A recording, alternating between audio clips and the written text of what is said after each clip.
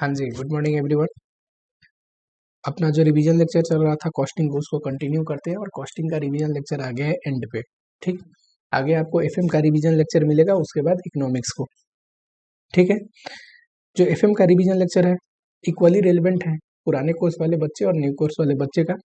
जो चैप्टर है जो सिर्फ मैंने पुराने वाले बच्चों के लिए रखा है या न्यू वाले बच्चे के लिए रखा है, वहाँ पे क्लियरली मेंशन्ड होगा कि इंटरमीडिएट वाले बच्चों के लिए है कि आईपीसी वाले बच्चों को। ठीक, चलो आज का जो टॉपिक है वो है contract costing, job costing and contract costing. ठीक, वेटेज की बात करें तो 5 से 10, 5 to 10 मार्क्स का वेटेज रखता है ये।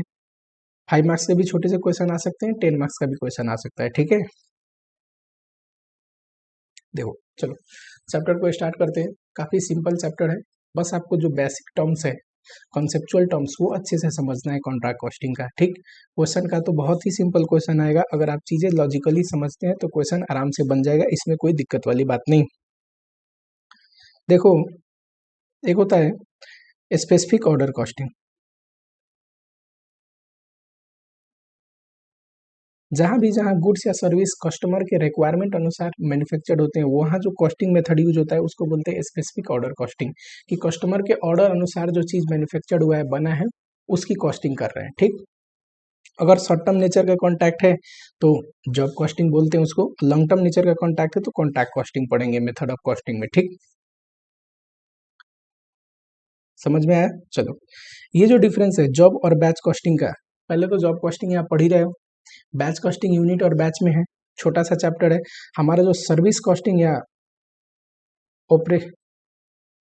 ऑपरेटिंग कॉस्टिंग, और दूसरा जो है unit and batch, unit and batch, ये छोटा सा रह गया।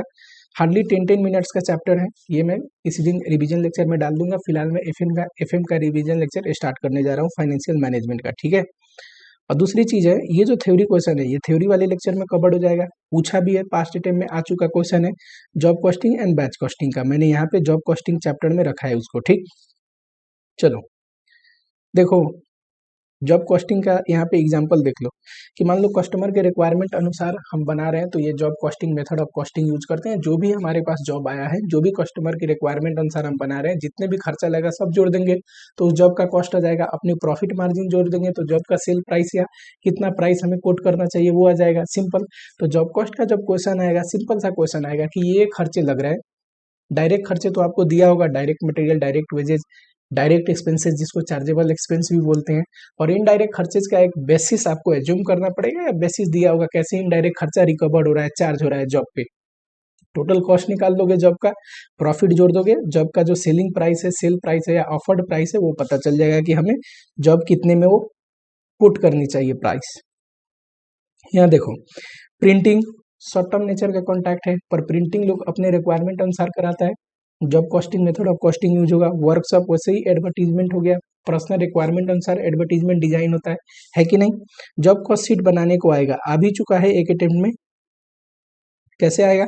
देखो, जॉब कॉस्ट शीट ऊपर हेडिंग लिख लेना, ये तो डिटेल आपको देगा नहीं, कस्टमर का job number this that. Job cost sheet लिख लेना, और जो कॉस्ट शीट, किसी भी चीज का कॉस्ट निकालने का क्या तरीका है, सारे खर्चे एक जगह, फिक्स पैटर्न जो है कॉस्ट शीट का, वैसे जोड़ दो तो टोटल कॉस्ट आ जाएगा।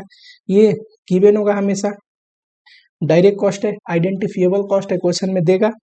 और जो ये factory overhead, administrative overhead, selling and distribution overhead, ये आपको एक पर्टिकुलर बेसिस देगा चार्ज करने का। अभी क्वेश्चन देंगे, अगर नहीं दिया तो हम एज्यूम कर लेंगे, जैसे factory overhead direct material, direct labour, इसके बेसिस पे कर सकते हैं, या मशीन आवर के बेसिस पे, या फिर प्राइम कॉस्ट के बेसिस पे रिकवर कर सकते हैं। ठीक, जोड़ दोगे तो फैक्ट्री कॉस्ट आ जाता है, कॉस्ट शीट का फॉर्मेट याद करो, एडमिनिस्ट्रेटिव ओवरहेड जोड़ दोगे, कॉस्ट ऑफ प्रोडक्शन आ जाएगा। कुछ ना दे तो हम फैक्ट्री कॉस्ट पे भी एडमिनिस्ट्रेटिव ओवरहेड को रिकवर कर सकते हैं। फिर सेलिंग एंड डिस्ट्रीब्यूशन जोड़ दोगे, कॉस्ट ऑफ सेल आ जाएगा। कुछ ना दे कॉस्ट ऑफ प्रोडक्शन पे ले लेना। वैसे अगर बेसिस देता है तो आपको जिस बेसिस पे देगा रिकवर करने का, उस बेसिस पे आपको चार्ज करना है। ठीक, और पर्टिकुलरली दे दिया कि इतना सेलिंग का खर्चा लगेगा उस पे, तो ना डाल देंगे, कोई दिक्कत नहीं है, और प्रॉफिट जोड़ के सेलिंग प्राइस आ जाएगा जॉब का, सिंपल। जॉब शीट बनाने में तो कुछ ऐसी दिक्कत वाली बात नहीं, एक पर्टिकुलर जॉब का कॉस्टिंग निकालना है आपको। ठीक है, चलो जरा इस पे क्वेश्चन देख लें।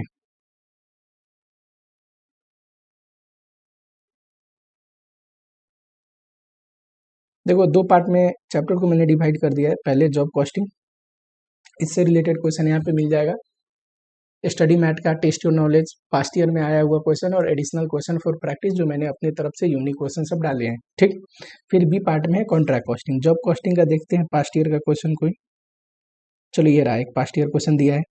क्या पूछता है कि following data presented by supervisor of a factory for a job. एक पर्टिकुलर जॉब का ये डेटा हम दे रहे हैं आपको। क्या कि सर उसमें मटेरियल लग रहा है 120 का, direct wages 4 per hour, ₹4 per hour, और वो 4 डिपार्टमेंट में काम करता है। डिपार्टमेंट ए में 4 घंटे, बताओ रेट ₹4 है, अब 4 आवर्स है तो टोटल 4 इंटू 4 ₹16 लगेगा डिपार्टमेंट ए का वेजेस।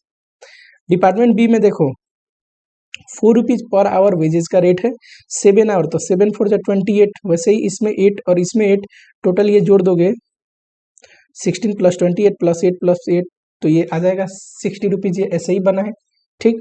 और चार्जेबल एक्सपेंस, जिसको डायरेक्ट एक्सपेंस भी बोलते हैं, ये जोड़ दोगे तो टोटल आपको पता है प्राइम कॉस्ट दिया है उस जॉब का, प्राइम कॉस्ट दे दिया है जॉब का।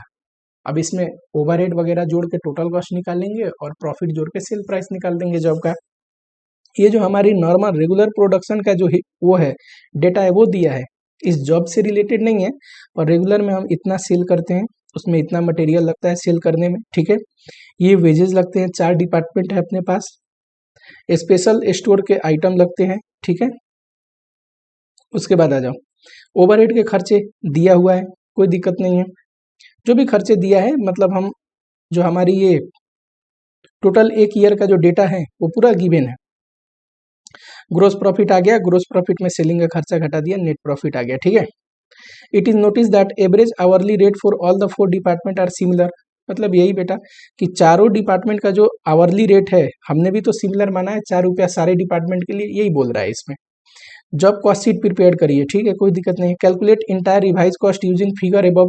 कह रहा है कि जॉब कॉस्ट में देखो अभी ओवरहेड जोड़ने बचा है। ओवरहेड में हम कौन कौन सी ओवरहेड लगाते हैं, तो देखो ओवरहेड में ये तो लगाते ही हैं, प्लस सेलिंग के भी खर्चे जोड़ने बचे हैं। और सेलिंग के खर्चे जोड़ के टोटल कॉस्ट आ जाएगा जॉब का, प्रॉफिट जोड़ देंगे तो वो आ जाएगा। वही कह रहा है एबव फिगर को बेस मान लो। ये जो डेटा दिया है आपको, ये जो पूरा प्रॉफिट एंड लॉस का स्टेटमेंट दिया है, इसको बेस मान के बनाना है। दूसरा, प्रॉफिट कितना चार्ज करना है, तो सेल प्राइस का 20%, कोई दिक्कत नहीं है, एक बार कॉस्ट निकाल दूंगा तो प्रॉफिट तो चार्ज कर ही दूंगा। चलो जॉब कॉस्ट शीट बनाओगे, मटेरियल दिया है, लेबर 60 दिया है, कैसे लेबर निकला है मैंने अभी यहाँ करके बताया ऊपर। चार्जेबल लेबर दिया है और ₹200 prime cost, ₹200 sir prime cost दिया हुआ था। उसके बाद आ जाओ प्राइम कॉस्ट में सबसे पहले फैक्ट्री ओवरहेड या ओवरहेड जोड़ो। ओवरहेड कैसे रिकवर कर सकते हैं सर, कुछ भी बेसिस ले सकते हैं। 4 डिपार्टमेंट का ओवरहेड जोड़ना है, मटेरियल के भी बेसिस पे ले सकते हैं, पर ये ज़्यादा बेहतर नहीं होगा। क्यों? हर एक डिपार्टमेंट का अलग अलग खर्चे हो सकते हैं ना, मटेरियल के बेसिस पे तो ज़्यादा अच्छा एजम्पशन नहीं होगा। तो आपको क्या करना चाहिए, लेबर कॉस्ट के बेसिस पे आपको ओवरहेड को रिकवर कर लेना चाहिए, क्योंकि लेबर कॉस्ट तो सारे डिपार्टमेंट के लिए अलग अलग है कि नहीं। तो एजम्पशन ले लेना वहाँ पे कि हमने ओवरहेड जो है सर मटेरियल के सॉरी लेबर डायरेक्ट लेबर के बेसिस में रिकवर किया है। अब बताओ 12,000 ओवरहेड लगता है डिपार्टमेंट ए के, अगर 12,000 लेबर लगता है तो कैसे निकल जाएगा। ओवरहेड 12,000 लगता है 12,000 लेबर के लिए, और यहाँ पे लेबर हमारे केस में कितना है, ए डिपार्टमेंट में 16, तो 16 के लिए कितना। वैसे ही डिपार्टमेंट बी का ओवरहेड देखो 6,000 लगता है, 8,000 लेबर इनकर्ड होता है, तो 6,000 ओवरहेड लगता है 8,000 लेबर के लिए। तो अपने केस में बी का लेबर कितना है 28, तो 28 के लिए कितना है कि नहीं। वैसे ही डिपार्टमेंट सी का देखो, सी का ओवरहेड कैसे निकलेगा, देखो 9,000 ओवरहेड लगता है 10,000 डायरेक्ट वेजेस पे, 9,000 लगता है अगर 10,000 पे, तो सर हमारे डिपार्टमेंट में ये इसमें कितना लगता है, ₹8 खर्चा है ना, 8 पे कितना, ऐसे करके यहाँ लिख लोगे, सेम किया हुआ है। तो ये आ जाएगा वर्क कॉस्ट या फैक्ट्री कॉस्ट, जो भी बोलो इसको। सेलिंग का एक खर्चा जोड़ना है, क्यों सर हमारे कॉस्ट में एक सेलिंग का भी खर्चा है। चलो बताओ स्पेशल स्टोर आइटम, ये तो स्टोर करेंगे तभी ये आइटम इंकर्ड होगा ना, तो ये तो हमारे को ये जब स्टोर करेंगे ही ना, हमारे को तो जॉब आया है करके कंप्लीट करके देना है, तो ये वाला खर्चा हमें लगेगा ही नहीं, ठीक। सेलिंग का खर्चा, कई जब जगह ये एजम्पशन ले सकते हैं कि सर सेलिंग का खर्चा क्यों लिया है, वो तो डायरेक्ट जॉब आया है ना अपने पास, तो सेलिंग के एक्सपेंस इनकर्ड नहीं भी हो सकते, पर आज आप एज्यूम करना कि सेलिंग के खर्चे जॉब में भी लग रहे हैं और चार्ज करना। देखो अब सेलिंग के खर्चे किस बेसिस पे चार्ज करोगे, तो सर इसके लिए भी बेस दिया नहीं है, कह रहा है कि एबव जो ये फिगर दिए हैं इन्हीं में कोई बेस आप ढूंढ लो। अगर आप सेल्स के बेसिस पे चार्ज करते हो सेलिंग का खर्चा, तो देखो हमारे जॉब कॉस्ट में तो सेल्स दिया ही नहीं है, तो उसमें चार्ज कैसे करेंगे। इसको सेल्स को बेस मानते हो कि 90,000 अगर है 4,30,000 के लिए, तो हमें तो जॉब का सेल प्राइस ही नहीं पता, सेल प्राइस तो निकालने हैं, तो सेल्स के बेसिस पे नहीं हो पाएगा। तो आप क्या करो, आप वर्क कॉस्ट के बेसिस पे चार्ज कर दो, कॉस्ट के बेसिस पे चार्ज कर दो, कॉस्ट ऑफ प्रोडक्शन या वर्क कॉस्ट जो भी बोलो।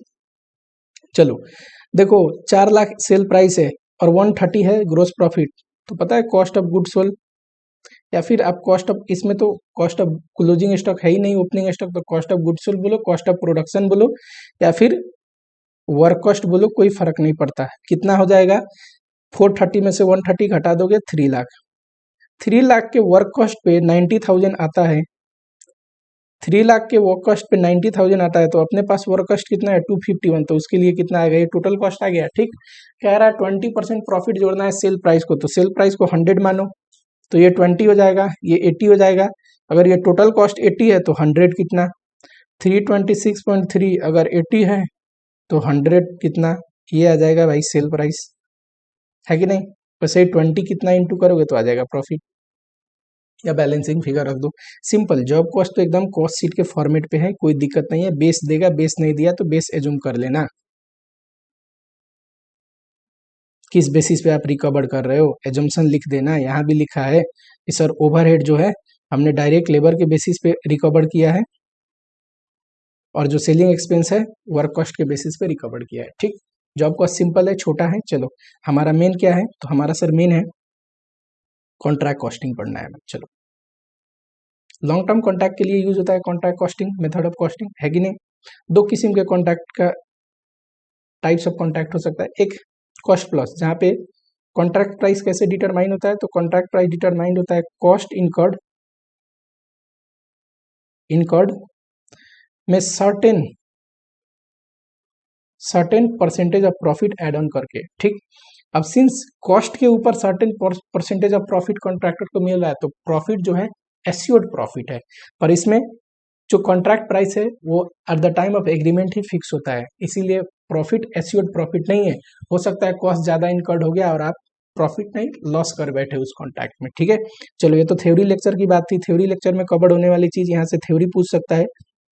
ये आते हैं basic term, very very important, क्योंकि ये नहीं समझोगे तो क्वेश्चन बनेगा नहीं, आराम से समझना जरूरी है ना। ठीक, एक एग्जांपल लेते हैं,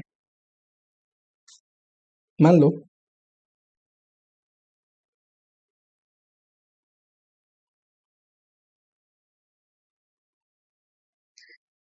मान लो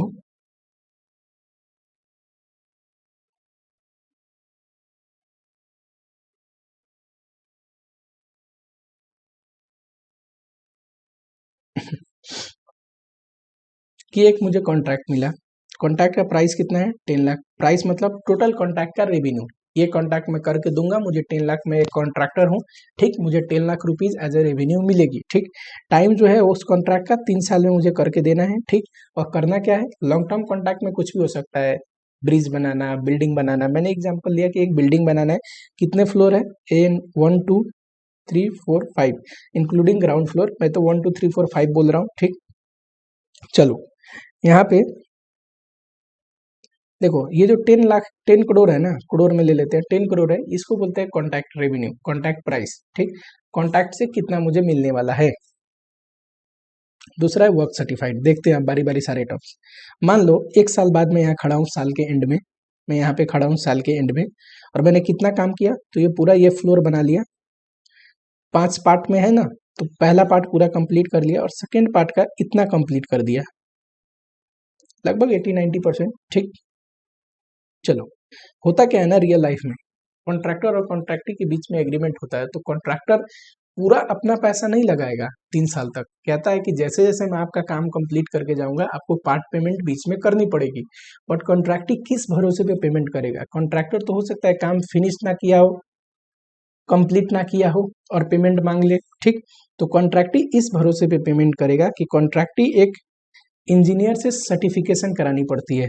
अगर इंजीनियर जितने पार्ट के लिए सर्टिफाई करके देता है कि ये पार्ट 100% कंप्लीट है, उसी के लिए कॉन्ट्रैक्टी पेमेंट देगा कॉन्ट्रैक्टर को, कि उसके साथ कोई फ्रॉड ना हो जाए, है कि नहीं।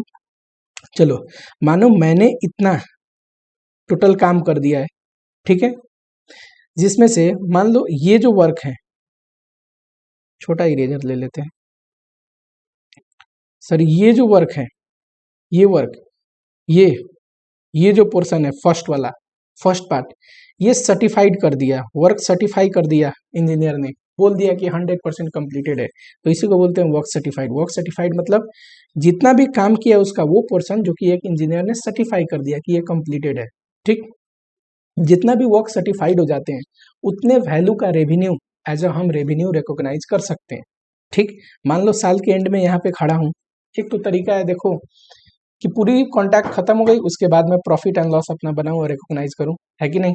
और एक क्या है, प्रोपोर्शनेट कंप्लीशन मेथड, कि कंप्लीट कॉन्ट्रैक्ट नहीं, हर एक साल जितना प्रोपोर्शन कॉन्ट्रैक्ट को मैं कंप्लीट कर रहा हूं उतना रेवेन्यू में रिकॉग्नाइज करूं, ठीक।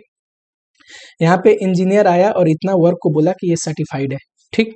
तो इतने वर्क का जो वैल्यू है, कॉन्ट्रैक्ट प्राइस है, मान लो ये 20% है, बोला 20% वर्क सर्टिफाइड है, तो ये 10 करोड़ का जो 20% है ना, कॉन्ट्रैक्ट प्राइस जो है उसका जो परसेंटेज कंप्लीशन है कि कितना कंप्लीशन हो गया, मान लो 10 करोड़ है और 20% कंप्लीट हो गया, तो ये जो 2 करोड़ है ना, इसको बोलते हैं वैल्यू ऑफ वर्क सर्टिफाइड, ठीक। कि जो भी वर्क सर्टिफाइड है उसका रेवेन्यू, उतना प्रोपोर्शनेट रेवेन्यू कितना है, उसको बोलते हैं वैल्यू ऑफ वर्क सर्टिफाइड। अच्छा, कॉस्ट ऑफ वर्क सर्टिफाइड, जो वर्क सर्टिफाइड हुआ है ये, उसका कॉस्ट कैसे निकलेगा, तो देखो जितना भी टोटल आज तक कॉस्ट इनकर्ड हुआ है इतना बनाने के लिए, वो ले लो। कुछ क्लोजिंग स्टॉक की कॉस्ट आपने परचेज तो किया पर उसको लगाया नहीं, कंज्यूम नहीं किया, स्टॉक बचा हुआ है, वो घटा दो क्योंकि वो हमारा खर्चा नहीं है। और दूसरा, ये जो अनसर्टिफाइड हिस्सा है ना, ये जो अनसर्टिफाइड हिस्सा है ना, इसके भी खर्चे घटा दो तो सर्टिफाइड वाले का हिस्सा आ जाएगा, कॉस्ट आ जाएगा, है कि नहीं। वही लिखा है सर्टिफाइड का कॉस्ट क्या है सर, कॉस्ट टिल डेट में से क्लोजिंग स्टॉक घटा दीजिए, मटेरियल वगैरह का जो भी स्टॉक बचा हुआ, और कॉस्ट ऑफ वर्क अनसर्टिफाइड, ये जो ऊपर अनसर्टिफाइड है ना खर्चे में, तो उसमें भी खर्चा हुआ है, वो घटा दीजिए। एक होता है नोशनल प्रॉफिट। नोशनल प्रॉफिट का मतलब क्या हुआ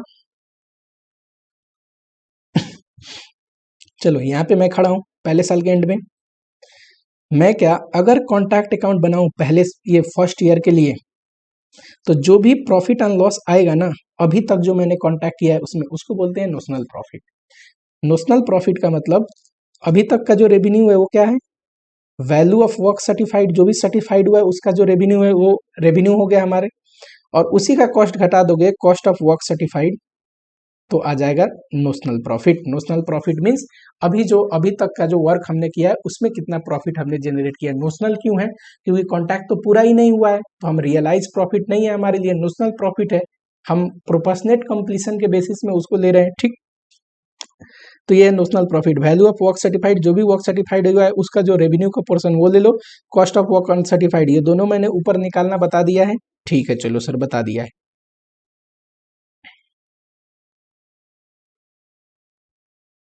आ जाओ, अगला है एस्टिमेटेड प्रॉफिट। इसी क्वेश्चन में देखो, इसी वो एग्जाम्पल में यहाँ मैं खड़ा हूँ, एक तो इस पीरियड का जो प्रॉफिट है उसको नोशनल प्रॉफिट बोल रहा हूँ, एक ये टोटल कॉन्ट्रैक्ट का जो प्रॉफिट होता है ना, टोटल कॉन्ट्रैक्ट का, उसको बोलते हैं एस्टिमेटेड प्रॉफिट। एस्टिमेटेड क्यों, क्योंकि मैं तो फर्स्ट ईयर के एंड पे खड़ा हूँ ना, अभी अगला 2 साल तो बचा ही है कॉन्ट्रैक्ट बनाने का, इसीलिए एस्टिमेटेड प्रॉफिट है।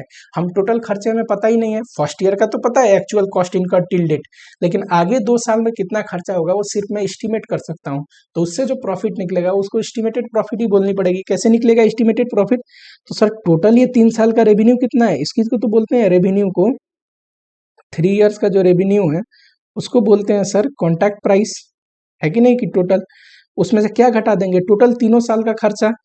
अभी तो कॉस्ट टिल डेट हमें पता है कि आज तक जो जहाँ पे मैं खड़ा हूँ वहां तक कितना खर्चा हुआ है, प्लस अगले ये जो 2 साल है उसके लिए मुझे फर्दर एस्टिमेटेड कॉस्ट कितना लगेगा वो लेना है, तो फर्दर एस्टिमेटेड कॉस्ट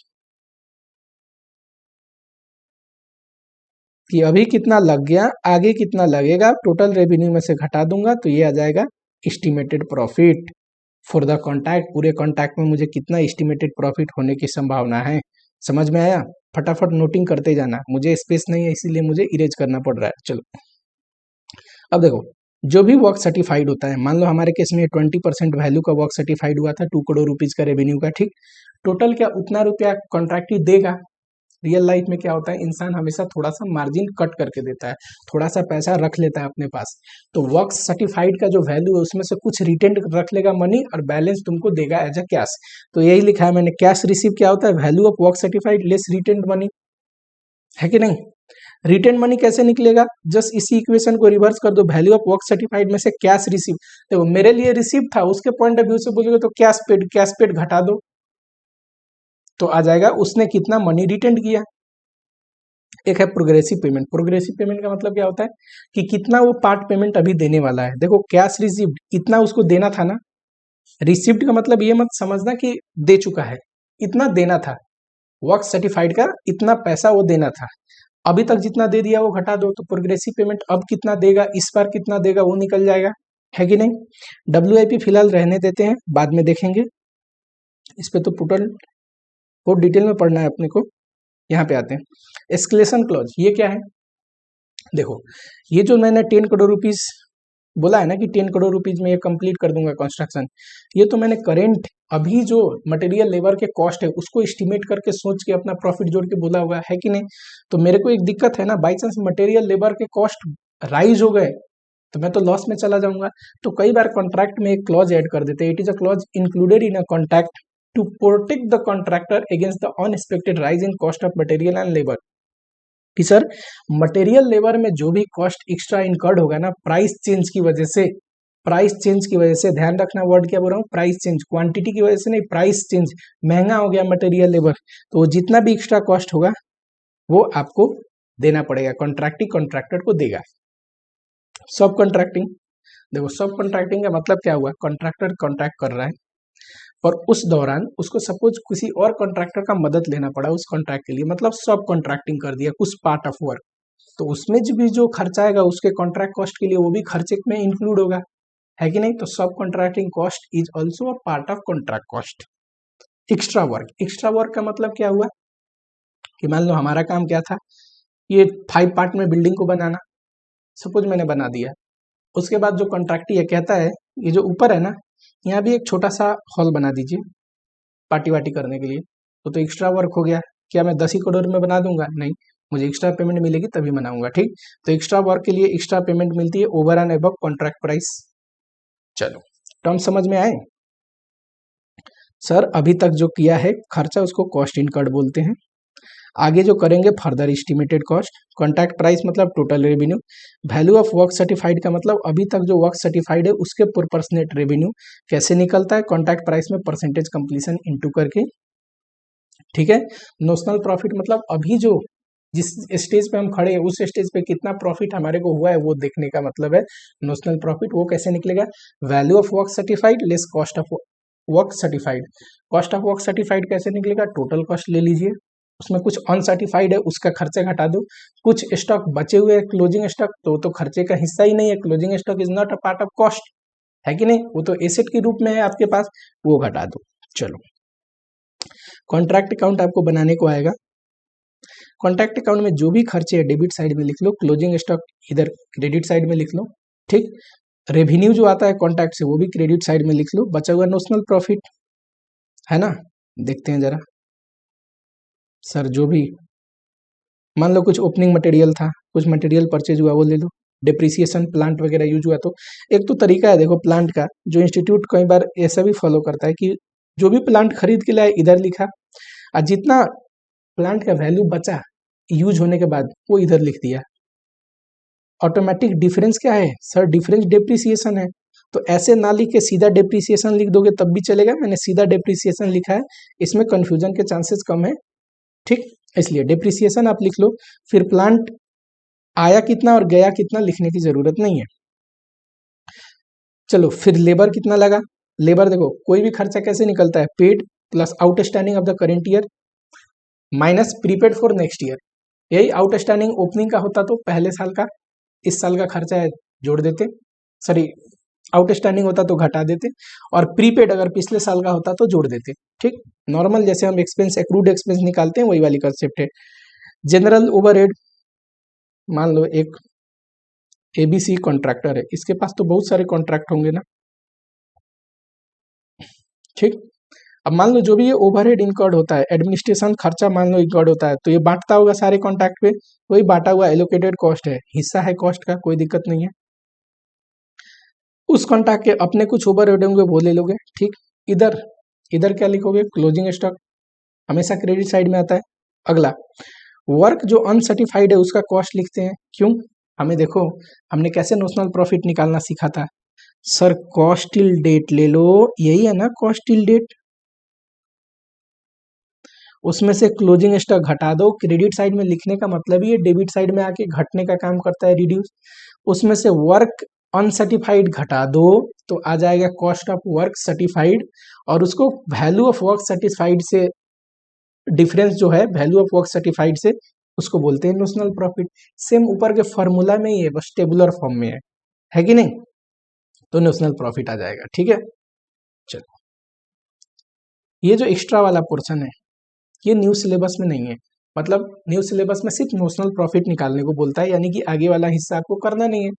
होता क्या है कि नोशनल प्रॉफिट में से कुछ प्रॉफिट हम कॉस्टिंग पीएल में रिकॉग्नाइज करते हैं और कुछ profit as a reserve, WIP reserve. Since work पूरा कंप्लीट नहीं है, डब्ल्यूआईपी स्टेज पे है, तो उसके लिए कुछ प्रोविजन, कुछ रिजर्व बनाना जरूरी है। तो इसलिए डब्ल्यूआईपी रिजर्व और कॉस्टिंग पीएल का हिस्सा जो ब्रेक करना है कि कितना कॉस्टिंग पीएल में जाएगा, वो नए वाले सिलेबस में पूछता नहीं है। नए वाले में सिर्फ पूछता है कि नोशनल प्रॉफिट बताओ, तो नोशनल प्रॉफिट तक ही करेंगे, पर पुराने वाले बच्चे को ये भी ध्यान देना है, ये उनको पूछता है।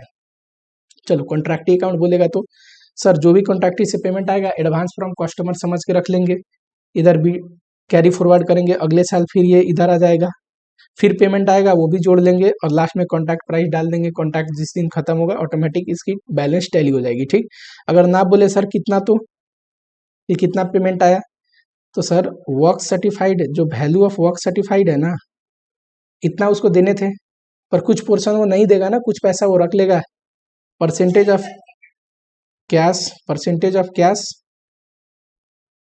रिसीव्ड, मतलब वर्क सर्टिफाइड का कितना परसेंट वो कैश हमको देता है, 70%, 80% वो इंटू कर देंगे, तो ये आ जाएगा कि भैया इतना हमें पेमेंट मिलेगी। चलो एक बात बताओ, मान लो इधर इस साल तक अभी जो काम हुआ है वो यहाँ पे दिया है, वर्क अनसर्टिफाइड का कॉस्ट, वर्क सर्टिफाइड का वैल्यू। मान लो ओपनिंग दिया होता तो बिगनिंग ऑफ द ईयर, तो यहाँ लिख देते हैं सेम, ये जो बाई डब्ल्यूआईपी करके closing end of the year का वैल्यू है, तो ओपनिंग दिया होता तो इस साइड लिखते हैं, कोई दिक्कत नहीं है। ठीक है, प्रॉफिट एंड लॉस, देखो कॉन्ट्रैक्ट, एक कॉन्ट्रैक्टर के लिए तो बहुत सारे कॉन्ट्रैक्ट होंगे, सारे रेवेन्यू को ले आएगा प्रॉफिट एंड लॉस में। कोई अदर इनकम होगा, इंटरेस्ट रेंट, डिविडेंड, ईटीसी वगैरह, वो लेके आएगा। एडमिनिस्ट्रेटिव का खर्चा, ऑफिस का डेप्रिसिएशन, कोई भी अब नॉर्मल लॉस हुआ कॉन्ट्रैक्ट में, वो कॉन्ट्रैक्ट के कॉस्ट में नहीं जुड़ता है, वो यहाँ ले आते हैं। फाइन एंड पेनाल्टी यहीं ले आएंगे, प्रोविजन फॉर टैक्स पे करेगा, बचा हुआ नेट प्रॉफिट। ठीक, एक बात बताओ, ये सब तो बनवाएगा नहीं तुमसे, यहाँ पे आओ। मान लो कोई मटेरियल है कॉन्ट्रैक्ट में, उसको हमने बेच दिया, ठीक है, तो वो मटेरियल तो कॉन्ट्रैक्ट के कॉस्ट में आएगा नहीं, हमने यूज ही नहीं किया कॉन्ट्रैक्ट के लिए, तो यहाँ लिखना पड़ेगा ना उसको भी, कॉस्ट ऑफ मटेरियल सोल्ड। क्या लिखना है sir, cost of material sold. अगर कॉस्ट नहीं लिखना चाहते आप, सेल प्राइस पे एंट्री करते हैं, तो प्रॉफिट एंड लॉस जो है वो डालना पड़ेगा, लॉस इधर आएगा और प्रॉफिट इधर आएगा। ठीक, तो ये ध्यान रखना। मटेरियल सोल हो गया, वो भी कॉन्ट्रैक्ट के कॉस्ट में यूज तो हुआ नहीं, क्योंकि वो हमने बेच दिया, तो उतने बराबर का कॉस्ट ऑफ मटेरियल आपको हटानी पड़ेगी। अगर सेल प्राइस रख के एंट्री करते हैं, सेल प्राइस, तो प्रॉफिट एंड लॉस आप डाल दोगे, इधर लॉस आएगा इधर प्रॉफिट आएगा, automatic cost of material sold deduct हो जाएगा। चलो आ जाओ फटाफट, ये कौन से बच्चों के लिए रिलेवेंट है, तो सर नोशनल प्रॉफिट निकालने के बाद कितना कॉस्टिंग में जाएगा, कितना डब्ल्यूआईपी में जाएगा, ये ओल्ड कोर्स आईपीसी वाले बच्चों के लिए रिलेवेंट है। न्यू वाले बच्चे को तो सिर्फ नोशनल प्रॉफिट निकालना है, उसके बाद कुछ नहीं करना। चलो पुराने वाले बच्चों को देखो, अगर परसेंटेज कंप्लीशन लेस देन 50% है, कोई प्रॉफिट रिकॉग्नाइज करने की जरूरत नहीं, पूरा डब्ल्यूआईपी में चला जाएगा, ये जो भी है पूरा डब्ल्यूआईपी रिजर्व बन जाएगा, कोई प्रॉफिट रिकॉग्नाइज करने की जरूरत नहीं। अगर परसेंटेज कंप्लीशन 25 और मोर है बट लेस देन 50% है, तो जो भी नोशनल प्रॉफिट है उसका वन थर्ड इफेक्ट क्यों दिया है? परसेंटेज कंप्लीशन को ध्यान में रख के उतना, तो ये तो इतना रिकॉग्नाइज करनी चाहिए। लेकिन cash receive by work certified ये वो रेशियो है कि कितना आप वर्क करते हो तो उसका कितना पोर्शन वो पैसा देता है, उतने ही पोर्शन में रिकॉग्नाइज करनी चाहिए ना, क्योंकि आप कर लोगे, वो अगर 80% देता है तो 80% ही पैसा देगा, तो उतना ही कॉस्टिंग पीएल में भेजो। 50 और मोर है बट लेस देन 90 है तो 2/3 रिकॉग्नाइज करना नोशनल प्रॉफिट का। और अगर ये इन्फॉर्मेशन दिया हो cash receive by work certified तो ये भी इतने रेशियो में करना है, इंटू कर देना। ठीक, चलो फिलहाल ये एस्टिमेटेड प्रॉफिट वाला जो पोर्शन है, एस्टिमेटेड प्रॉफिट मेथड वाली, ये जो लास्ट वाला है ये थोड़ी देर में देखते हैं। ये 3 मैंने बता दिया, ये पुराने वाले बच्चों के लिए रेलिवेंट है कि नोशनल प्रॉफिट के बाद कितना कॉस्टिंग पीएल में जाएगा। नए वाले बच्चों के लिए कॉस्टिंग पीएल में कितना जाएगा पूछता ही नहीं है। ठीक, उनको सिर्फ नोशनल प्रॉफिट निकालने तक का देखना है। चलो अगला बात सुनो, परसेंटेज कंप्लीशन कैसे निकलेगा, है ना। एक बात बताओ, हमने क्या पढ़ा था कि sir value of work certified कैसे निकलता है? तो सर कॉन्ट्रैक्ट प्राइस में परसेंटेज कंप्लीशन इंटू करके, कि कितना कॉन्ट्रैक्ट, हमारे केस में पता है 2 करोड़ कैसे आया था? 10 करोड़ का 20% कंप्लीशन का रिपोर्ट दिया था ना इंजीनियर ने, है कि नहीं? तो परसेंटेज कंप्लीशन निकालना हो तो कैसे आएगा? ये इधर ले आओ, ये इधर ले आओ, क्रॉस मल्टीप्लाई करके value of work certified divide by contract price, ऐसे आएगा कि नहीं? तो परसेंटेज कंप्लीशन कैसे आएगा? एक तो value of work certified divide by contract price, दूसरा अगर ये संभव ना हो, कोशिश करना है आपको ऐसे परसेंटेज कंप्लीशन निकालना है, ये संभव ना हो तो cost till date divide by total estimated cost. देखो जो AS7 है ना, AS7 वो इसको कहता है, तो कंफ्यूज मत होना, ये AS7 नहीं पढ़ रहे हो, कॉस्टिंग पढ़ रहे हो, कॉस्टिंग स्टैंडर्ड अनुसार पढ़ रहे हो। यहाँ पे क्या है, परसेंटेज कंप्लीशन कोशिश करना है हमें ये वाला मेथड अप्लाई करने के लिए, परसेंटेज कंप्लीशन के लिए इसकी जरूरत ही नहीं पड़ेगी, आपको इन्फॉर्मेशन देगा। बाई चांस वो नहीं अप्लाई हुआ तब ये वाला नीचे वाला जो फॉर्मूला है वो अप्लाई करते हैं। ठीक, दो फॉर्मूले हैं। चलो जरा इतने पे क्वेश्चन देखे। ठीक है, ये जो है एस्टिमेटेड प्रॉफिट वाला ये थोड़ी देर में पढ़ते हैं।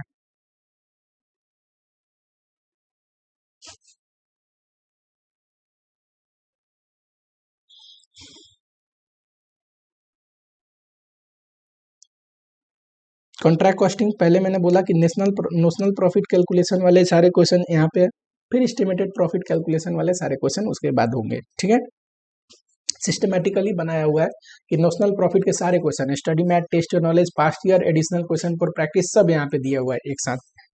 चलो जरा पास्ट ईयर में कैसा क्वेश्चन आया है देखे क्या। अच्छा, ये 5 मार्क्स का एक क्वेश्चन है, November 20 क्वेश्चन नंबर 1 का डी। ठीक है, कोई बात नहीं। बताओ, W लिमिटेड अंडर 2 का contact for 5 lakh on January 2019। ठीक है, 1 जुलाई 2019, 29 जून 2020 यानी कि 1 साल का कॉन्टैक्ट था। The account were close and the following information, close हो गया अकाउंट और ये इन्फॉर्मेशन आया, कोई दिक्कत नहीं। The above contact contain escalation clause, escalation clause मतलब प्राइस में जो भी इंक्रीज आएगा उसकी वजह से आपको एक्स्ट्रा रेवेन्यू मिलेगी, यही था। एक्सक्लेशन क्लॉज में लिखा क्या है ये ध्यान देने वाली, in the event of increase in price of material and rate of labour more than 5%, अगर लेबर और मटेरियल का इंक्रीज होता है प्राइस 5% से ज्यादा, the contract price will increase accordingly by 25% of rise in cost of material beyond 5% and labour. 5% से ज्यादा जितना भी एक्स्ट्रा इंक्रीज होगा वो एक्स्ट्रा इंक्रीज का 25% आपको कॉन्ट्रैक्ट रेवेन्यू में एड ऑन हो जाएगी, कोई दिक्कत नहीं है। अब अगला इंफॉर्मेशन दिया, it was found that since the date of signing contract जो प्राइस है मटेरियल वेजेस का वो 25% इंक्रीज हुआ है। ठीक है, यानी कि 20% एक्स्ट्रा इंक्रीज हुआ है ना, 5% से ज्यादा इंक्रीज जो है वो 20%, उसका जो 25% और आएगा अभी देख लेते हैं, वो आपको कॉन्ट्रैक्ट प्राइस में एक्स्ट्रा मिलेगा। ठीक, वैल्यू ऑफ वर्क सर्टिफाइड निकालिए बता रहा है, चलो कोई दिक्कत नहीं निकाल लेंगे। जरा देखे मटेरियल में कितना खर्चा लगा था, ये देखो मटेरियल परचेज, ओपनिंग कुछ मटेरियल है नहीं और यहाँ पे है मटेरियल ऑन हैंड, ओपनिंग खर्चा है, परचेज भी खर्चा है, क्लोजिंग घटा दोगे, ओपनिंग है नहीं तो मटेरियल परचेज है 1 लाख, उसमें से क्लोजिंग घटा दोगे 25,000 ही है ना, 75,000 मटेरियल का कॉस्ट है। वैसे ही लेबर का कॉस्ट कितना है सर वेजेस पेड है 45,000, wages accrued closing current year का वेजेस आउटस्टैंडिंग है ये ऐड होता है, तो 45,000 प्लस करेंट ईयर की आउटस्टैंडिंग ऐड कर देंगे सर, ये आ जाएगा 50,000। तो टोटल कितना खर्चा लगा है कॉन्ट्रैक्ट में मटेरियल वेजेस का 125। कह रहा है कि 25% राइज हुआ है कॉस्ट में, ये 125% है कि नहीं, राइज हो के हो 25% अगर राइज हुआ है तो 100% कितना, अगर सर राइज इन प्राइस कितना है सर, अगर ये 125 है, 125 है तो 100% कितना सर, 25% निकाल लेते, राइज निकाल लेते हैं, वो 25% बढ़ा है ना, ये तो 1 से 25 है तो 25 कितना 25,000 आएगा, है कि नहीं। एक्सक्लेशन क्लॉज में हमें कितना कंसीडर करना है राइज, सिर्फ 20%, 25,000 में से 5% घटा दोगे, 5% कितना आएगा, यहाँ पे थोड़ा स्पेस नहीं है, चलो एस्केलेशन क्लॉज में, एस्केलेशन क्लॉज में हमें कितना कंसीडर करना है, एस्केलेशन क्लॉज में राइज कितना कंसीडर करना है 20%। बताओ 1 से 25, मैंने ये सिर्फ निकालने के लिए बोला, आप सीधा ही कर सकते हो, 1 से 25 अगर 1,25,000 अगर 1 से 25 हो गया है बढ़ के 100 मान लेते हैं बेस प्राइस, तो 1 से 25 हो गया है ना, हमें कितना लेना है सिर्फ 20%, 5% से ज्यादा कितना इंक्रीज है 20%, तो 20% के हिस्से में 20,000 आएगा, 20,000 वो प्राइस है जो एक्स्ट्रा प्राइस इनकर्ड हुआ है, और कितना एस्केलेशन क्लॉज में देना है, तो सर एस्केलेशन क्लॉज में देना है जो भी 5% के एक्स्ट्रा है ना, 5% के एक्स्ट्रा क्या है, यही 20,000, टोटल 25,000 इंक्रीज हुआ था, 5% घटा दोगे ना 5,000 तो 20,000 एक्स्ट्रा इंक्रीज हुआ था, उसका 25%, इसका 25% कितना आएगा 20,000 का, बताओ 5,000, ये 5,000 मिलेगा। कॉन्ट्रैक्ट रेवेन्यू कितना है सर 5 लाख, यानी कि हमें मिलेगा 5,05,000, पर फिलहाल ये तो टोटल कॉन्ट्रैक्ट रेवेन्यू हो गया, कॉन्ट्रैक्ट प्राइस हो गया। हमें क्या पूछा है, value of work certified, value of work certified कैसे निकलता है सर, तो कॉन्ट्रैक्ट प्राइस में परसेंटेज कंप्लीशन इनटू करके, चलो परसेंटेज कंप्लीशन कैसे निकलता है, तो सर परसेंटेज कंप्लीशन निकलता है value of work certified divide by contract price. देखो दिया है वैल्यू ऑफ वर्क सर्टिफाइड कितना है 2 लाख, कॉन्ट्रैक्ट प्राइस कितना है 5 लाख, 40% आ गया। अब निकालोगे revise value of work certified, revise value of work certified, ये कैसे आएगा, रिवाइज जो कॉन्ट्रैक्ट प्राइस है ना इंक्लूडिंग एक्सक्लेशन क्लॉज, उसमें परसेंटेज कंप्लीशन इनटू कर दोगे, जो भी आएगा वही आंसर, ठीक है। 5,05,000 में 40% इंटू कर दोगे, जो आएगा वो आंसर, ठीक, सिंपल है, समझने की जरूरत है बस। आ गया हूं, अच्छा एक क्वेश्चन इसके नीचे ही है, चलो यही क्वेश्चन सेम टाइप का क्वेश्चन आता है, पुराने में हो नए में हो, लेकिन फर्क क्या होगा कि पुराने वाले बच्चे को होता है तो क्या पूछता है, कॉन्ट्रैक्ट अकाउंट बनाइए, so profit to be transfer to costing PL बोलता है, ये नहीं पूछता कि नोशनल प्रॉफिट बताइए, ये नए वाले बच्चों को सिर्फ नोशनल प्रॉफिट तक, पीएल में कितना भेजना है वो 1/3 2/3 वाली वो नहीं पूछता, यहाँ पे सिर्फ आपको नोशनल प्रॉफिट तक पूछेगा। और पुराने वाले बच्चे एक ही स्टेप तो है, नोशनल प्रॉफिट को फिर कैरी फॉरवर्ड करो, पीएल में कितना ले जाना है लगा दो, परसेंटेज कंप्लीशन अनुसार निकाल के, ठीक है, देखते हैं चलो।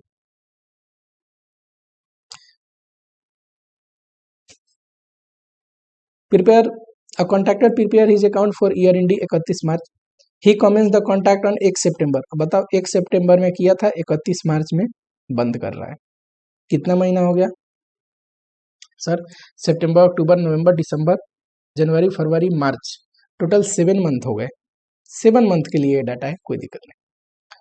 कॉन्ट्रैक्ट कॉस्ट में क्या आता है, मटेरियल तो आता है सर, देख लेंगे, क्लोजिंग स्टॉक होगा उल्टे साइड लिख देंगे, वेजेज आता है, पेड है, आउटस्टैंडिंग है तो जोड़ देंगे, सन्ड्री एक्सपेंस ये भी खर्चे में आता है, material return to supplier, return हो क्लोजिंग हो सारा वो तो हम खर्चे में यूज नहीं हुआ ना, क्रेडिट साइड में एंट्री करोगे। चलो प्लांट परचेज डिप्रिसिएशन निकालने की जरूरत पड़ेगी प्लांट पे, ठीक, material at side closing stock है उधर साइड ले जाके लिख दोगे, सुपरवाइजर की सैलरी पर मंथ है तो इंटू 7 करोगे, टोटल 7 महीने का आ जाएगा, सिर्फ 1/3 टाइम देता है तो इंटू 1/3 करोगे, सुपरवाइजर की सैलरी आ जाएगी, कोई दिक्कत नहीं। Some material costing 10,000 was found unsuitable and sold for 11,200। मैंने क्या बोला था, यहाँ पे कॉस्ट ऑफ मटेरियल सोल्ड भी डालना है आपको, ताकि कॉस्ट ऑफ मटेरियल सोल्ड सीधा 10,000 डाल दो, या बेटर होगा आप 11,200 मटेरियल सोल्ड डालो और प्रॉफिट एंड लॉस कितना प्रॉफिट में बेचा है, तो सर प्रॉफिट में बेचा है 1200, प्रॉफिट की भी एंट्री कर दो 1200 की। ठीक है, खर्चा सब डला है, आउटस्टैंडिंग वेजेस जोड़ के। प्लांट वाला मैं दिखाऊंगा, प्लांट वाला, ठीक, परेशान ना हो। चलो ये प्लांट का इंपॉर्टेंट है। 31/12 plant costing 25,000 was transfer to other contract. यानी कि देखो प्लांट का जरा यहाँ पे वर्किंग करते हैं, कितने का प्लांट था सर? प्लांट था 375, प्लांट था 375, उसमें से एक जो 25,000 का प्लांट था ना, वो 31/12 को दूसरे कॉन्ट्रैक्ट में भेज दिया। तो हम कितने महीने का डेप्रिसिएशन चार्ज करेंगे? सितंबर, अक्टूबर, नवंबर, दिसंबर, सिर्फ 4 महीने यूज हुआ है, 4 महीने का डेप्सन। किस रेट पे है? 15%। डेप्सन निकालना हो तो सर इस पे इंटू 15% इंटू 4/12, करेक्ट। दूसरा है and on 31 January 2019 plant which cost this much was return to store. 32,000 का प्लांट हमने स्टोर में रिटर्न कर दिया, तो जाहिर सी बात है वो तो सिर्फ 5 मंथ यूज हुआ, सितंबर, अक्टूबर, नवंबर, दिसंबर, जनवरी। तो 32,000 का जो प्लांट है उस पे 15% डेप्सन लगाएंगे और सिर्फ 5 मंथ का बच गया। कितने का बच गया? 375 का टोटल प्लांट था, जिसमें से 25 मैंने अलग कर दिया और 32 अलग कर दिया, 3,18,000 का प्लांट बचा। सर इस पे पूरा 15% डेप्सन लगा, ये तो पूरा 7 महीने यूज हुआ है, 7 मंथ का हमारे पास डेटा है ना, 7 मंथ ये कॉन्ट्रैक्ट चला था, 7 मंथ का ये जो भी डेप्सन आएगा तीनों को जोड़ के यही डेप्रिसिएशन यहाँ आप लिख लोगे। तो जब डेप्सन लिख लोगे तो ये प्लांट परचेज लिखने की जरूरत नहीं और प्लांट रिटर्न लिखने की जरूरत नहीं, सीधा अप टू डेप्रिसिएशन लिख दोगे। ठीक है, कितना आएगा यहीं पे कर लेते हैं। चलो 25,000 into 0.15 divide by 12 into 4, 1250। 32,000 into 0.15 divide by 12 into 5, 2,000।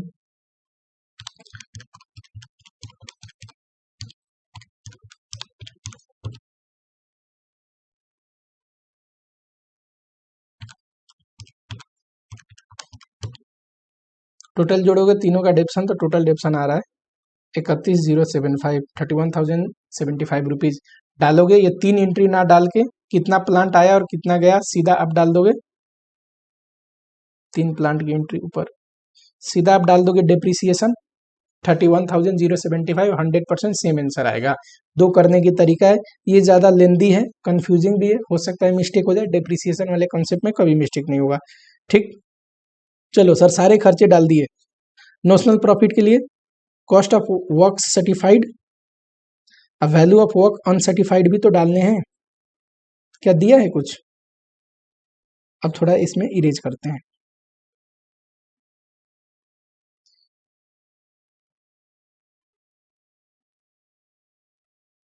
यहाँ पढ़ते हैं, कॉन्ट्रैक्ट प्राइस दिया है सर 45 लाख। ऑन 31 जो एंड था 2/3 of the contract was completed, हमने 2/3 कॉन्ट्रैक्ट कंप्लीट कर दिया। हमारे केस में 2/3 कंप्लीट है, पर जरूरी नहीं पूरा सर्टिफाइड हो। याद है मैंने अपने एग्जांपल में इनिशियली फर्स्ट पार्ट पूरा किया था, सेकंड पार्ट 80%, पर सर्टिफाइड सिर्फ फर्स्ट पार्ट 20% ही हुआ था। तो कॉस्ट तो पूरा के लिए लगा हुआ, जितना मैंने आज तक काम किया वो 2/3 पार्ट के लिए, ठीक। पर सर्टिफाइड कितना है? सिर्फ सर्टिफाइड है 50%। तो देखो वैल्यू ऑफ वर्क सर्टिफाइड तो सिंपली निकल जाएगा, कॉन्ट्रैक्ट रेवेन्यू जो है 25 लाख, उसमें परसेंटेज कंप्लीशन कितना है वर्क सर्टिफाइड का? वर्क सर्टिफाइड कितना है? 50%, 50% इंटू कर दोगे तो यह जाएगा 22,50,000, ठीक। जो है वो है अनसर्टिफाइड का कॉस्ट, वो भी तो हमें लेना है, अनसर्टिफाइड का कॉस्ट, वो थोड़ा सा इंपॉर्टेंट पॉइंट है। चलो ये सारे यहाँ पे रख दोगे और क्रेडिट में डालने वाले डाल दोगे, ये दोनों डालो ही मत अभी। तो पता है ये जो फिगर आता है ये आता है, जो भी बैलेंसिंग फिगर आएगा इस साइड आएगा, ये है कॉस्ट टिल डेट, सर क्यों नहीं डाल रहे हैं ये ऊपर, ये तो ऊपर ही डाल के सीधा नोशनल प्रॉफिट निकाल सकते थे ना, ये नहीं पता ना हमको, तो हम कॉस्ट टिल डेट निकाल रहे हैं। वो कैसे निकलता है, डेबिट के सारे खर्चे जोड़ देंगे और क्रेडिट के जितने भी, क्रेडिट में जितने भी एंट्री हो रखी हैं एक्सेप्ट ये WIP वाले, उसको घटा देंगे तो कॉस्ट टिल डेट आ जाएगा। इस कॉस्ट टिल डेट में जो भी आया, कितना आया 2746,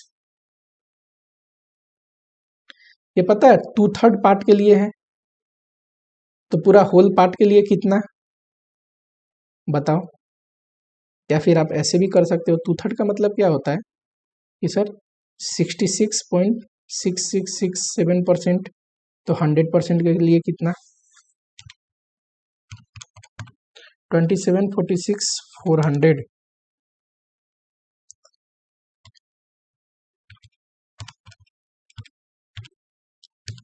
ये आ गया 41,19,600।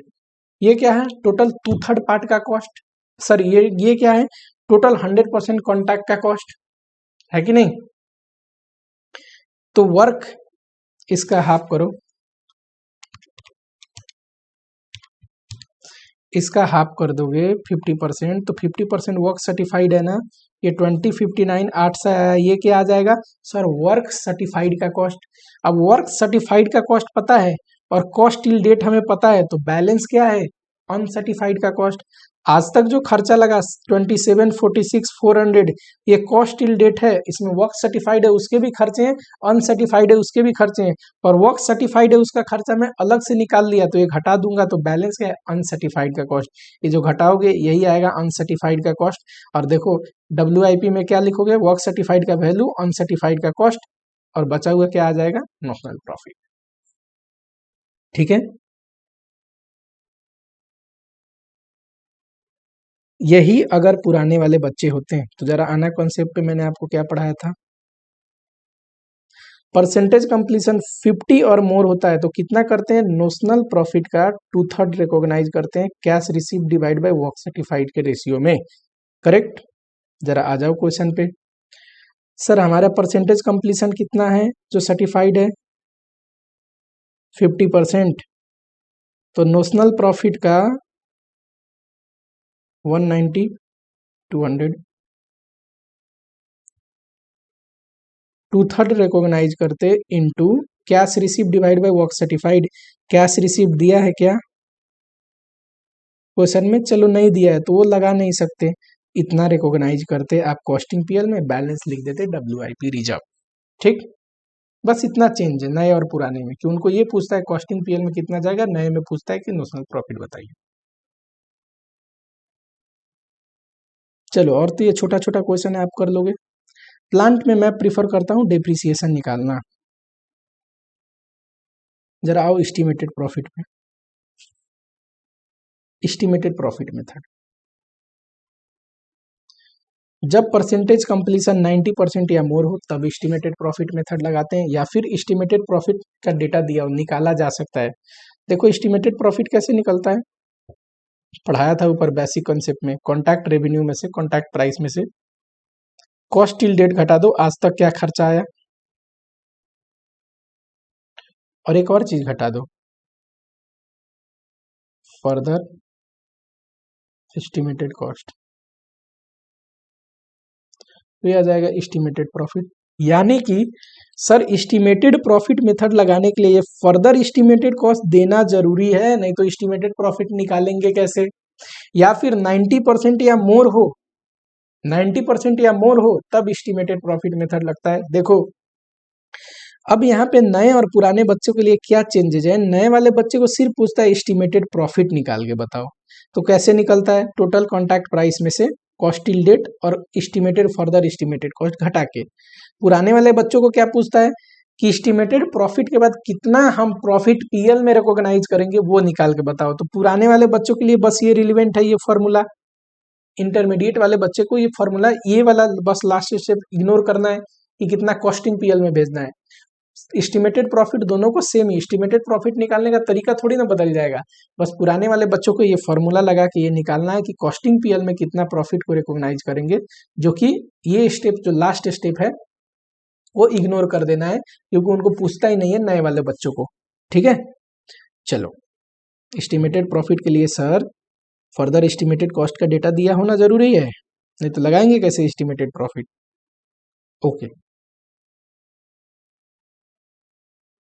अच्छा ये देखो, provision for loss only for IPC वाले बच्चे, आईपीसी वाले बच्चे जिनको नोशनल प्रॉफिट या एस्टिमेटेड नोशनल प्रॉफिट के बाद कितना लॉस, कितना प्रॉफिट रिकॉग्नाइज करना है कॉस्टिंग पीएल में, वो निकालना है। पर नए वाले बच्चों के लिए तो नोशनल प्रॉफिट के बाद बस सॉल्यूशन उतने में खत्म। तो पुराने वाले बच्चे ध्यान देना, अगर नोशनल प्रॉफिट आ रहा है और एस्टिमेटेड लॉस आ रहा है तो पता है आपको पूरा एस्टिमेटेड लॉस रिकॉग्नाइज करना है कॉस्टिंग पीएल में प्रूडेंस कंसेप्ट के अनुसार। अगर नोशनल लॉस आ रहा है, एस्टिमेटेड प्रॉफिट आ रहा है, तो प्रॉफिट को इग्नोर करो, नोशनल लॉस रिकॉग्नाइज करना है आपने कॉस्टिंग पीएल में। अगर नोशनल लॉस है और एस्टिमेटेड लॉस भी है, दोनों में लॉस आ रहा है, तो जो भी हायर होगा वो आपको रिकॉग्नाइज कर लेना चाहिए करंट ईयर के कॉस्टिंग में। ठीक, कॉस्टिंग पीरियड में। चलो जरा आ जाए एस्टिमेटेड प्रॉफिट के क्वेश्चन पे।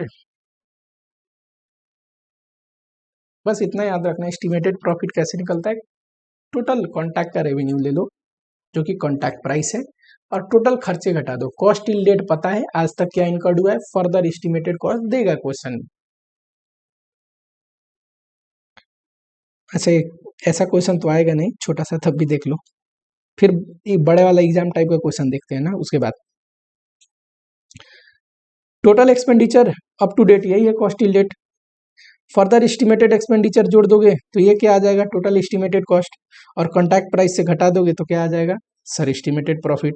यहाँ सिर्फ एस्टिमेटेड प्रॉफिट निकालने को बोला है। पुराने वाले बच्चों को क्या बोलेगा कि सर एस्टिमेटेड प्रॉफिट कितना कॉस्टिंग पीएल में जाएगा, तो उनको क्या फॉर्मूला लगाना है, देखो एस्टिमेटेड प्रॉफिट जो है एक स्टेप बस उनको करना है, और estimated profit into percentage completion, वो कैसे निकलता है, work certified divide by contract price into, वहां पे देखोगे लिखा है cash receive by divide by work certified. Cash receive कितना है 2125, वर्क सर्टिफाइड कितना है 7050।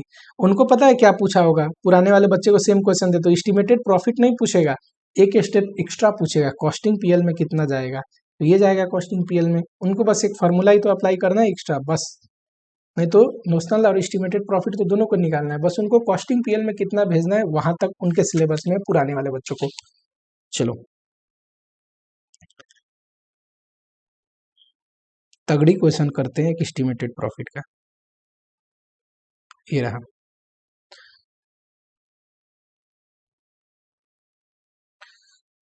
Arnab construction commence construction on 1 November 2012, ठीक है, टोटल कॉन्ट्रैक्ट रेवेन्यू दिया है, कोई दिक्कत नहीं है। It was decided to estimate the profit on a contract and to take the credit on a costing, मतलब कितना कॉस्टिंग पीएल में जाएगा एस्टिमेटेड प्रॉफिट का कितना हिस्सा, वो ध्यान देना है। कैसे देना है, proportionate of estimated profit on cash basis, यानी कि estimated profit into costing PL में कितना जाएगा। ये तो देखो पुराने नए वाले बच्चों के लिए इतना रिलेवेंट नहीं है, सिर्फ एस्टिमेटेड प्रॉफिट निकालना है, पर कॉस्टिंग पीएल में कितना जाएगा पुराने वाले बच्चों से पूछता है तो भैया एस्टिमेटेड प्रॉफिट को कैश बेसिस पे, वो जो हम लास्ट में इंटू कर रहे हैं ना, cash receive by value of work certified, वो इंटू करना है कह रहा है, वो तो हम ऐसे भी करते, which work certified bear to total contract, यानी कि estimated profit into work certified by contract price into cash receive by work certified कह रहा है, ऐसे निकालना है। हम तो ऐसे ही निकालते हैं, ये नहीं बोलता तब भी ऐसे निकालते हैं कॉस्टिंग पीएल में कितना जाएगा, पर ये स्टेप सिर्फ पुराने वाले बच्चों के लिए रिलेवेंट है, तो नए वाले बच्चों के लिए ये इग्नोर करना, इतना देगा ही नहीं क्वेश्चन में, सीधा बोलेगा एस्टिमेटेड प्रॉफिट निकालिए। चलो डेटा दिया हुआ है, कॉन्ट्रैक्ट शुरू है 1 नवंबर को, ये 1 साल का डेटा दिया है 31 अक्टूबर तक, यानी कि ये डेटा दिया है 1 नवंबर से 31 अक्टूबर तक, पूरा 12 महीने। फर्दर एस्टिमेटेड डेटा भी दिया है, एस्टिमेटेड कितने महीने का सर, 1 नवंबर से 31 अक्टूबर से अगला दिन 1 नवंबर होता है ना, 31 मार्च तक, ये कितना हो गया सर, नवंबर दिसंबर जनवरी फरवरी मार्च, 5 महीने, यानी कि 12 महीना तो खत्म हो चुका है, हम यहाँ खड़े हैं मान लो, और 5 महीना हम फर्दर एस्टिमेट कर रहे हैं, कोई दिक्कत नहीं है। पूछा क्या क्या है जरा क्वेश्चन में, प्रिपेयर कॉन्टैक्ट अकाउंट, एक तो भैया यहाँ खड़े हो ना, पूरी 1 साल का कॉन्टैक्ट अकाउंट निकालो। दूसरा determine profit to be transfer to, ये उतना सिंपली आप नए वाले बच्चे के लिए एस्टिमेटेड प्रॉफिट बोलेगा निकालिए। ये पुराने वाले बच्चों को पूछ रहा है कि कॉस्टिंग पीएल में कितना जाएगा ये बताओ। पुराने एस्टिमेटेड, मेरा पर्पस है ना एस्टिमेटेड प्रॉफिट आपको सिखाऊं, कितना जाएगा वो तो रिलेवेंट है सिर्फ आईपीसी वाले बच्चों को कि कॉस्टिंग पीएल में कितना जाएगा, पर एस्टिमेटेड प्रॉफिट का क्वेश्चन है तो एस्टिमेटेड प्रॉफिट निकालना ये दोनों बच्चों के लिए रिलेवेंट है। चलो, ये क्वेश्चन कराने का मकसद यही है। इस क्वेश्चन में जो मजेदार पॉइंट था वो कौन सा पॉइंट था, डिप्रिसिएशन का। आओ जरा, कॉन्टैक्ट अकाउंट बनाओगे, ठीक है, मटेरियल ले लोगे, ओपनिंग मटेरियल कुछ है नहीं, लेबर कैसे लोगे लेबर, ये एस्टिमेटेड का डेटा अभी भूल जाओ, कॉन्टैक्ट अकाउंट तो पूरा ये जो साल खत्म है इसके लिए बना रहे हो ना, तो सिर्फ ये डेटा ध्यान देना है आपको। पेड माइनस प्रीपेड कर दोगे, आ जाएगा खर्चा। प्लांट देखते हैं, depreciation 2 second. Expense paid plus outstanding जोड़ दोगे, आ जाएगा, यहाँ घटाना था प्रीपेड। प्लांट रिटर्न, ये तो प्लांट से ही रिलेटेड टर्म्स है। डेप्रिसिएशन मेरे निकालने का पर्पस है, दिखा दूंगा मैं निकाल को। वर्क सर्टिफाइड का वैल्यू दिया है, क्रेडिट साइड में लेना है हमको। अनसर्टिफाइड का कॉस्ट भी दिया है, ठीक है, कोई दिक्कत नहीं। कैश रिसिप्ट दिया है, कोई दिक्कत नहीं है। और material out side closing stock दिया है, ये भी क्रेडिट साइड में ले लेंगे। और डिप्रिसिएशन वाली पॉइंट तो मैं बता ही रहा हूँ। चलो, लेबर प्रीपेड घटा के ले लोगे, एक्सपेंस आउटस्टैंडिंग जोड़ के ले लोगे, ये ले लोगे। फिर value of work certified, cost of on work uncertified, ये ले लोगे। अब जो बचा प्लांट का, देखो ये क्या है, मटेरियल का क्लोजिंग स्टॉक जो दिया है वो ले लोगे। जो इंपॉर्टेंट है ना आपको, वो सर प्लांट का डिप्रिसिएशन। इस पे कौन सा मेथड लगाया है, तो इसमें वो वाला तरीके से किया है कि प्लांट परचेज इधर लिख लिया, और प्लांट जितना रिटर्न हुआ ना, जितना रिटर्न हुआ, प्लांट जितना रिटर्न हुआ वो अलग लिख लिया। और हम ऐसे नहीं करते, हम तो डिप्रिसिएशन निकाल लेंगे। जरा करें डिप्रिसिएशन निकाल के, आ जाओ। देखो, प्लांट कितने का था, 375, करेक्ट। अब देखो मैं ये इरेज कर रहा हूं, आप याद रखना कि ये सर 12 मंथ है और ये 5 मंथ का डेटा दिया है। डिप्रिसिएशन के लिए मंथ जरूरी है ना। प्लांट 375 का था, उसमें से एक जो प्लांट है ना 75 का, वो रिटर्न हो गया है 31 मार्च को। देखो, नवंबर में हमने काम शुरू किया, मार्च में रिटर्न हो गया, कितने महीने बाद रिटर्न हो गया, नवंबर दिसंबर जनवरी फरवरी मार्च, 5 महीना यूज हुआ और रिटर्न हो गया। यानी कि इसमें 2 हिस्सा कर दो, एक तो सर 75,000 का प्लांट है, तो बच गया 3 लाख का एक दूसरा प्लांट। ये पूरे साल यूज हुआ है 12 मंथ, और ये कितना, सिर्फ 5 मंथ यूज हुआ है। तो इस पर सिर्फ फर्स्ट ईयर में डिप्शन, ये जो साल हम बना रहे हैं कॉन्टैक्ट अकाउंट, इसमें डिप्शन कैसे निकलेगा, तो सर ये 3 लाख पे पूरे साल का डिप्शन। डिप्शन का रेट कितना है, 33.33, यानी कि 1/3 पूरे साल का। 12/12 करने की भी जरूरत नहीं, इतना, यानी कि 1 लाख डिप्रिसिएशन आया। इस पे बताओ, 75,000 33.33 यानी कि 1/3, और 5 मंथ का 5 डिवाइड बाई 12 कर दूं, 10,417 आएगा, करके देखना। 75,000 डिवाइड बाई 3 इंटू 5, हाँ। तो टोटल डेप्शन कितना आ गया, ये और ये जोड़ दो, टोटल डेप्शन कितना आ गया, तो सर टोटल डेप्शन आ गया 1,10,417। अब देखो आप, ये जब बनाना, आपको प्लांट कितना आया कितना गया लिखने की जरूरत नहीं, सीधा डिप्रिसिएशन। यानी कि ये भी लिखने की जरूरत नहीं, ये भी लिखने की जरूरत नहीं, और एक और प्लांट है ना, ये भी लिखने की जरूरत नहीं। सीधा क्या लिखने की जरूरत है, टू डिप्रिसिएशन कितना निकाला हमने, 1,10,417, और आंसर कितना आएगा, सर आंसर एग्जैक्टली इतना आएगा। हमने बस तरीका ही तो चेंज किया, डिप्रिसिएशन लिखा है। इसने प्लांट इंट्रोड्यूस कितना हुआ और प्लांट यूज होके फाइनल में गया कितना, वो किया हुआ है। डिप्रिसिएशन वाला मेथड ज्यादा आसान है, आप कोशिश करना डिप्रिसिएशन निकालने का। चलो, नोशनल प्रॉफिट आ गया, पुराने और नए बच्चों को नोशनल प्रॉफिट निकालना है। ये जो पोर्शन है ये सिर्फ आईपीसी वाले बच्चों के लिए है कि कितना कॉस्टिंग पीएल में भेजना है। जरा देखते हैं, एस्टिमेटेड प्रॉफिट निकालना। एस्टिमेटेड प्रॉफिट कैसे निकलता है सर, कॉन्टैक्ट रेवेन्यू में कॉन्टैक्ट प्राइस ले लेंगे, कॉस्ट टिल डेट घटाएंगे, और फर्दर एस्टिमेटेड कॉस्ट घटाएंगे। तो सर जो आता है ना वो है एस्टिमेटेड प्रॉफिट। रेवेन्यू में रेवेन्यू साइड में ले लेंगे ये, ठीक। कॉस्ट टिल डेट, देखो ऊपर जो है ना कॉस्ट, यही सारे है कॉस्ट टिल डेट जो कॉन्टैक्ट अकाउंट में बनाए हैं। याद करो हमारे को, याद करो मैंने क्या पढ़ाया था, ये 12 महीने, ये 5 महीने। मैं यहाँ खड़ा हूँ, ये इसके लिए कॉन्टैक्ट अकाउंट बना रहा हूँ। तो जब ये जो खर्चा है जितना हो चुका है, इसी को बोलते हैं ना कॉस्ट टिल डेट, और ये खर्चा तो दिया है अगले 5 महीने के लिए। अब मटेरियल देखो, कॉस्ट टिल डेट में इतना है और फर्दर कितना लगने वाला है दिया है 1275 500 जोड़ दिया हमने। कोई ओपनिंग मटेरियल होता तो ओपनिंग क्या, अब देखो यहाँ पे देखो ओपनिंग मटेरियल इस पीरियड का क्लोजिंग, ये जो क्लोजिंग मटेरियल है, मटेरियल क्लोजिंग है, ये जो कितना है मटेरियल क्लोजिंग 75,000, 75,000। ये जो 75,000 है मटेरियल, ये अगले के लिए ओपनिंग नहीं है। अब हम टोटल कॉन्ट्रैक्ट का देख रहे हैं, तो यहाँ कोई ओपनिंग होता ना, उसको एज अ ओपनिंग मटेरियल लेते। इस पीरियड का जो यहाँ पे क्लोजिंग है, इसको ओपनिंग मत ले लेना, क्योंकि हम ये तो एस्टिमेटेड प्रॉफिट टोटल कॉन्ट्रैक्ट का देख रहे हैं। तो क्लोजिंग मीन्स ये, ओपनिंग मीन्स ये। तो ओपनिंग मटेरियल कुछ था नहीं, क्योंकि ओपनिंग यहाँ पे तो कुछ था ही नहीं मटेरियल। चलो अगला खर्चा है लेबर। कैसे लेंगे, तो सर ऊपर कॉस्ट टिल डेट, ये तो लेबर का हमने निकाला ही था कि अभी तक कितना लगा, ठीक है वो मैंने ले लिया। अब प्लस फर्दर एस्टिमेटेड कॉस्ट, जरा देखिए लेबर का कैसे निकलेगा। आ जाओ, सारा इरेज कर दो, ये क्लीन करो लेबर का। कॉस्ट टिल डेट अभी जो लगा वो हमने उठा लिया कॉन्ट्रैक्ट अकाउंट से, फर्दर एस्टिमेटेड कॉस्ट, यानी कि यहाँ पे लेबर कैसे निकल रहा है देखो कैसे निकलता है। पेड 562 500, ये जो आउटस्टैंडिंग है करंट ईयर का, ये जोड़ते हैं।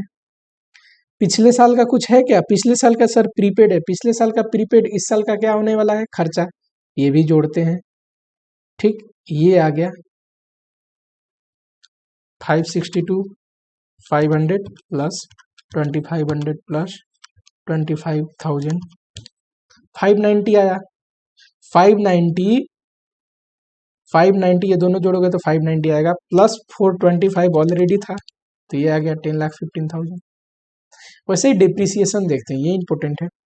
पहले साल में डेप्रिसिएशन हमने जो cost till date contract account में कितना डाला है, मैंने यहाँ पे लिखा था ना 1,10,000 दिस मच। अब देखो अगले साल फर्दर एस्टिमेटेड डेप्रिसिएशन निकालते हैं। ये प्लांट तो चला जा चुका है ना, ये प्लांट, तो इस पे तो डेप्सन लगेगा ना। अब सिर्फ 2 लाख का प्लांट बचा, 3 लाख में से 1 लाख डेप्सन लेके 2 लाख का, इस पे डेप्रिसिएशन लगेगा।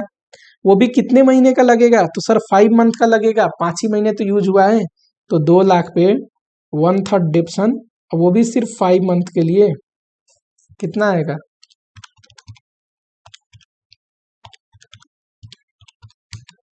27,778। देखो कॉस्ट टिल डेट ये रहा, अभी तक जो डेप्सन लगा, फर्दर ये रहा, दोनों को जोड़ दोगे प्लस 1,10,417, तो ये 139 194 आ रहा है, 195। यहाँ पे प्लांट ये परचेज और ये प्लांट रिटर्न ना लिख के आप लिख सकते हो सीधा टू डेप्रिसिएशन। ओरिजिनल था, अभी तक जो लगा ये और इतना और लगेगा, तो टोटल डेप्सन यहाँ पे लिख लो। प्लांट कितना आया कितना गया लिखने की जरूरत नहीं है, डेप्रिसिएशन लिख लो सीधा। खर्चा बताओ, खर्चा अभी तक जो लग गया है वो कितना है, एक्सपेंस 2,50,000, ठीक है। आगे कितना लगेगा देख लेते हैं। आगे कैसे निकलेगा सर, ये 3,50,000 प्लस करेंट ईयर का आउटस्टैंडिंग जोड़ते हैं, ओपनिंग आउटस्टैंडिंग घटाते हैं, तो ये कितना आ जाएगा 3,25,000। 3,25,000 अब आगे लगने वाला है और ऑलरेडी लग चुका है 2,50,000। 325 प्लस 250 ये आ गया 5,75,000, ठीक। आराम से निकाल लोगे, एस्टिमेटेड प्रॉफिट आ जाएगा। पुराने वाले बच्चों के लिए एक स्टेप और करना है ना एस्टिमेटेड प्रॉफिट के लिए, नए वाले बच्चों के लिए हो गया सॉल्यूशन कंप्लीट। पुराने वाले बच्चों के लिए estimated profit into work certified by contract into cash receive by work certified, ये आया, इतना कॉस्टिंग पीएल में जाएगा। देखो क्या कॉन्ट्रैक्ट अकाउंट में जो भी रेवेन्यू था इतना ही कॉस्टिंग पीएल में भेजा है, यस, और बचा हुआ WIP रिजर्व। बस इतना आपको याद रखना है, सारा चीज सेम है, बस एस्टिमेटेड प्रॉफिट वो नोशनल प्रॉफिट इतना ही निकालना है जो नए वाले सिलेबस में बच्चे हैं, और पुराने वाले के लिए कॉस्टिंग पीएल में कितना जाएगा ये भी निकालना है। आसान था कॉन्टैक्ट अकाउंट बनाना। कॉन्टैक्ट कॉस्टिंग बिल्कुल इजी है, फटाफट आप रिवाइज करना। ठीक, आगे जो रिवीजन लेक्चर है मैं डालते जाऊंगा, रिवाइज करते जाओ, प्रैक्टिस करते जाओ। ठीक है, चलो।